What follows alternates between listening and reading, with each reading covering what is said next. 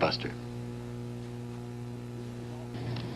The seas off Florida hide the wreckage of many ancient galleons loaded with treasure. They have tempted many ambitious divers, but one who did gather up some of the gold and silver has found it to be nothing but trouble. We have reports from Jed Duval and Bruce Hall.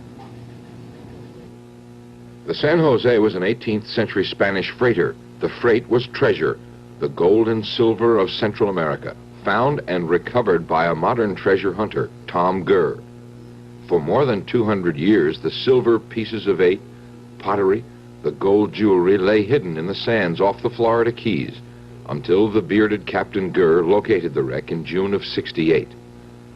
With the riches came frustrations, enough to drive Gurr to throwing much of the treasure back into the water during the past 2 weeks. Since Christmas Eve, when he made the first of several trips, until this week, Gurr says he has put some $200,000 worth of gold, silver, and artifacts back in the water. Gurr is tied in legal knots with former partners in the different corporations that were formed since the treasure was found. There were different contracts with the state over division of the valuables, a division which Gurr says has taken too long, 5 years since some things were first turned over to the state. I can't get the state to divide with me. I have run out of money now for legal expenses. I've already spent over $10,000 in legal expenses for attorneys, and I still don't have a division. I'm not violating any law.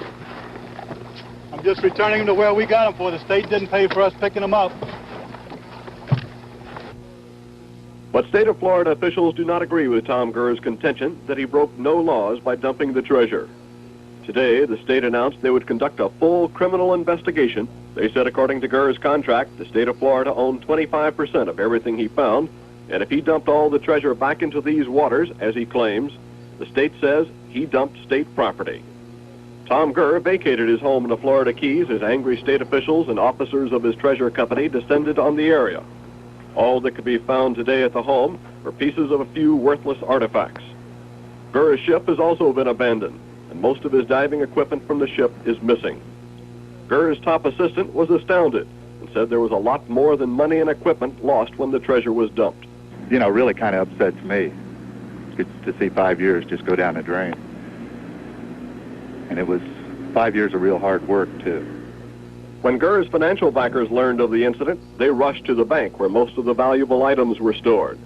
Treasurer Company President John Bamberg bought the safe deposit box out of the bank vault, saying that bank records show the deposit box had not been opened in 5 months. Looks like it's gone. How do you feel about that now? I don't feel good. State archaeologists say they may be the big loser because it is probable that most of the valuable artifacts were destroyed when they were thrown overboard.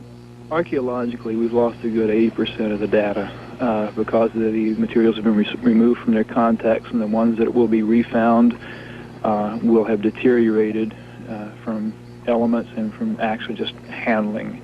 Of course, if we don't recover the materials, we've lost everything. State divers went out this afternoon to the spot where Gurr said he dumped the treasure, but they could find no trace of the treasure. Bruce Hall, CBS News, Isla Mirada, Florida. That's the news this Friday night. Walter